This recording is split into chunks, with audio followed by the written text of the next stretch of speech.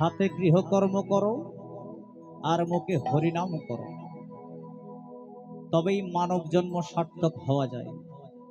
মায়েরা দেখবেন সকালবেলা যখন আপনারা উঠোন ঝাড়ু দিতে ওঠেন, গাছে গাছে অনেক পাখিরা কিন্তু আপন মনে কিচিমিচি ডাকে, তাই তো শুনতে পাবেন। পাখিরা তখন কি বলে জানেন? হে দয়াময়, পাখি জন্ম দিয়েছ, তোমাকে ধন্যবাদ। কিন্তু আজকে যে জীবিকা নির্বাহ করার জন্য যাব, বের হব বাসা থেকে, দয়া করে কোনো শিকারীর হাতে ফেলিও না, এই প্রাণটা যাতে না যায়।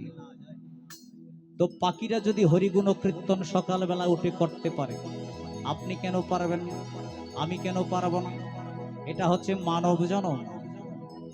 তাই চৈতন্য মহাপ্রভু বলছেন, হাতে করো গৃহকর্ম, মুখে বলো হরি, অনায়াসে দেওয়া যাবে ভব সিন্ধু পারি। আপনাদের গড়ে গড়ে গীতা রয়েছে, ভাগবত রয়েছে, বিশেষভাবে গীতা পাঠের উপর গুরুত্ব আরোপ করেছেন। অনেকে বলছে পড়ালেখা জানি না তো গীতা পাঠ করতে পারি না। আবার যারা পড়ালেখা শিখেছেন, আপনার পুত্রবধূ বা আপনার কন্যা, তাদের একটা অজুহাত থাকবে, সময় নেই, কলেজে যেতে হবে, স্কুলে যেতে হবে, গীতা পাঠ করার সময় নেই। তো সুধীবৃন্দ, এই অজুহাতে যাদের রয়, তাদের মানব জন্ম কখনো পরিপূর্ণ নয়। একবার আমার চৈতন্য মহাদেবের হয়েছিল কি, একটা গল্প শ্রবণ করুন। অমূল্য বাবু নামের একজন ভক্ত, তার বয়স ছিল 20-25 হবে। অমূল্য বাবু তার নাম। প্রতিদিন গৌরাঙ্গ মহাপ্রভুর আঙ্গিনায়, অর্থাৎ আমার নিমাই চাঁদের আঙ্গিনায় গীতা পাঠ করতে বসেন এবং গীতার পাতার দিকে তাকিয়ে অজর নয়নে চোখের জল ফেলেন। এভাবে দিন গেল, মাস গেল, বছর গেল।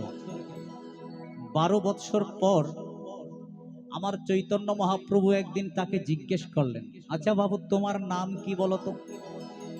সে বলল, আমার নাম অমূল্য রঞ্জন। তো তুমি এখানে প্রতিদিন গীতা পাঠ করো, তোমার মুখে তো একটিবারও গীতার কথা শ্রবণ করতে পারলাম না, তুমি কি গীতা পাঠ করো বাবা? তখন অমূল্য বাবু বলছেন, দয়াময়, আজকে আমার মানব জন্ম সফল হলো। কেন?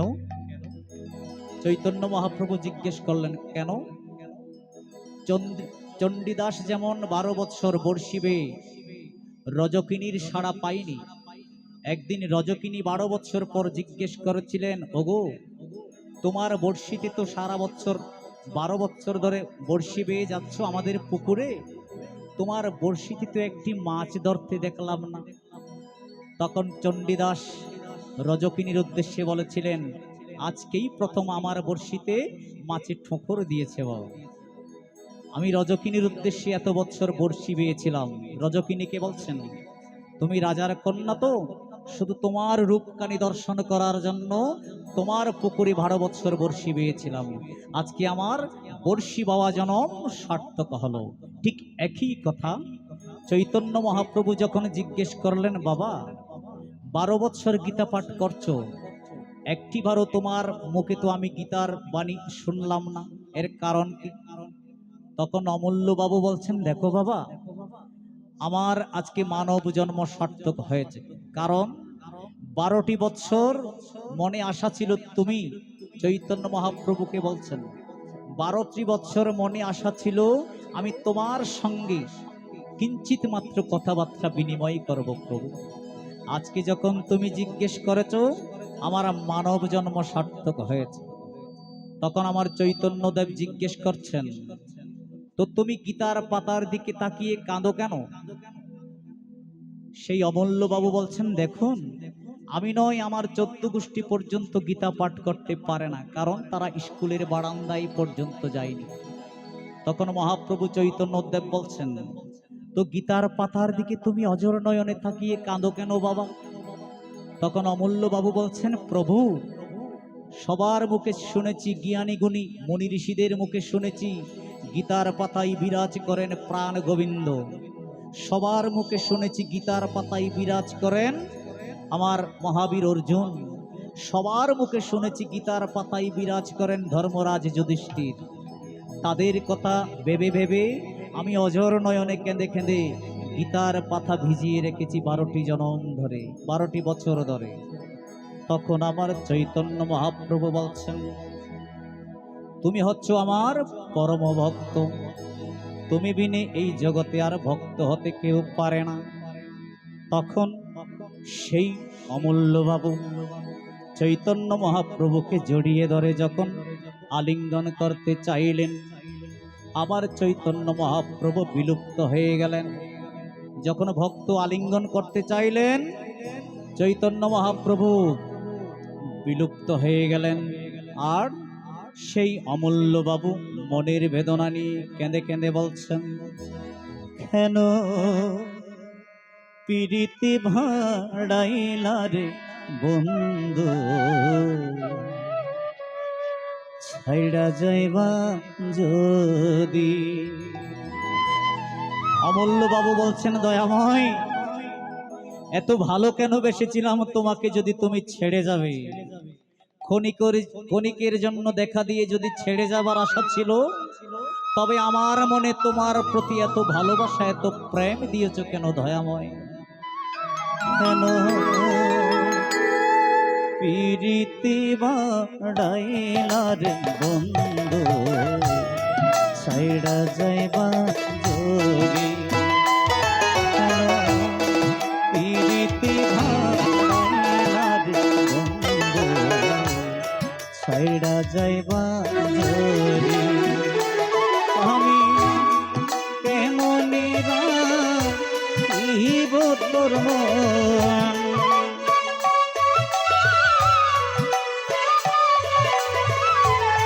কেমনি রাখিব তোর মন, আপন করে বাঁধিব বন্ধু, ছাইড়া যাইবা যদি।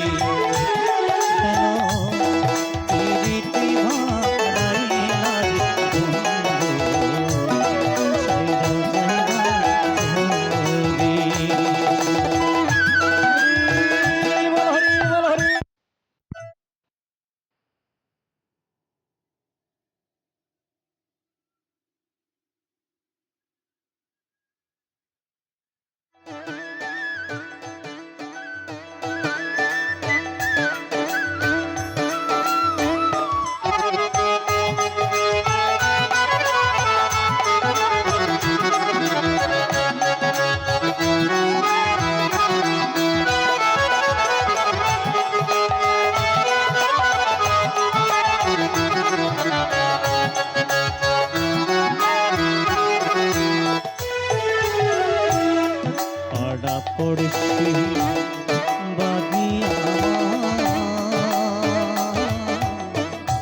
বাদে কালে নদী, পাড়া পড়ছি বাদিয়া বাদে কালে নদী। আমি কেঁদে কেঁদে চোখের জলে,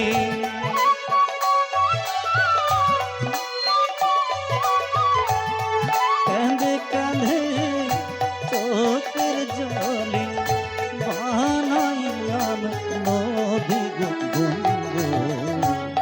ছাইড়া যাইবা ঝরে। পিরিতি ভাড়াইলা রে বন্ধু, ছাইড়া যাইবা যদি।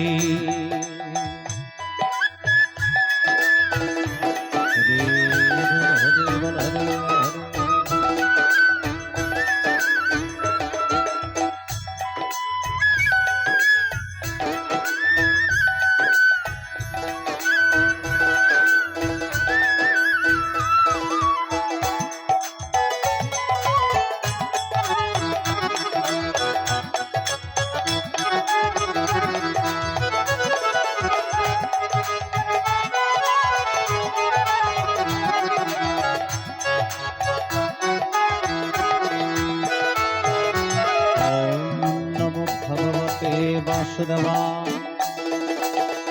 इति श्रीमद्भगवद्गीता अथ गीतारे दशमोध्याय विभूते योग श्री भगवान वाच ओम भूय एव महाबाहो शृणु मे परमं वचनं यत्यहं प्रियमाणाय वक्ष्यामि हितकाम्याय नवे विदुसुरगण प्रभुवनं महर्षय ओम आदि हि देवानां महर्षिणां च नारद ओम हरिओम तत्सत् नमो भगवते वासुदेवाय ओम अर्जुन वाच परम ब्रह्म परम धाम पवित्रं परमं भवान् पुरुषं शाश्वतं दिव्यम् आदिदेवम् अजं विभुम्